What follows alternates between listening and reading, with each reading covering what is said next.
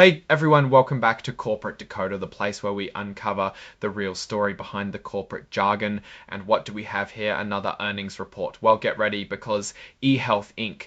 might just have a few surprises up its sleeve that you won't want to miss. So eHealth, the company that helps people find health insurance, dropped its latest financial report for the second quarter of 2025. And of course, we're here to break down what it all means. They're not just telling us about their money though, they're also giving us a peek at their financial health as of June 30th. This whole report is essentially a look under the hood of eHealth's performance. Think of it like checking your car's engine after a long road trip. You want to know if everything is running smoothly or if there's something you need to fix. Now, eHealth's main game is their common stock, and it trades on the Nasdaq under the ticker symbol EHTH. This Form 8K is a current report required by the SEC to inform investors about important company events that happen fast. They've released their earnings for the 3 and 6 month periods ending June 30, 2025.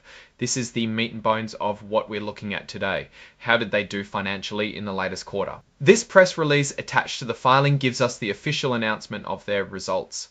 Companies always try to put their best foot forward in these, and we're going to see if the numbers back up the spin. And this other exhibit contains the slides they used for their investor call. These slides often highlight the key takeaways the company wants investors to focus on. It's like the Cliff Notes version for their financial performance.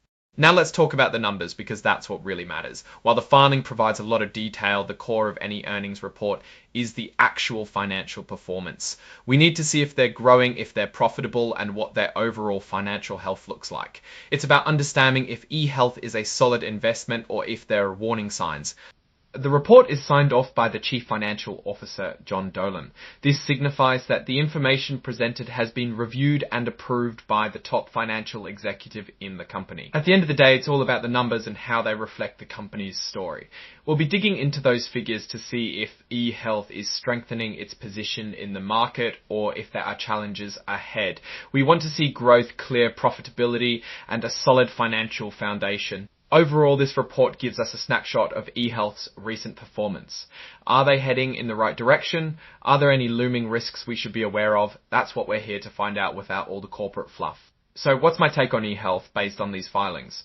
Well, without the actual financial tables here, it's hard to give a definitive financial analysis.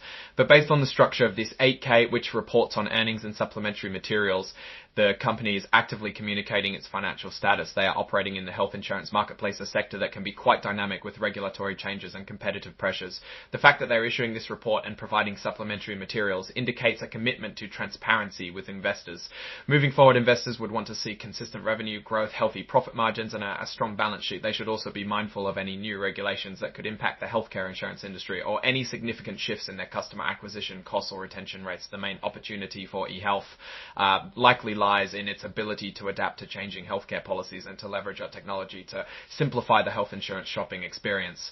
For consumers, a key risk could be increased competition from larger players or changes in government subsidies that affect the affordability of health insurance plans.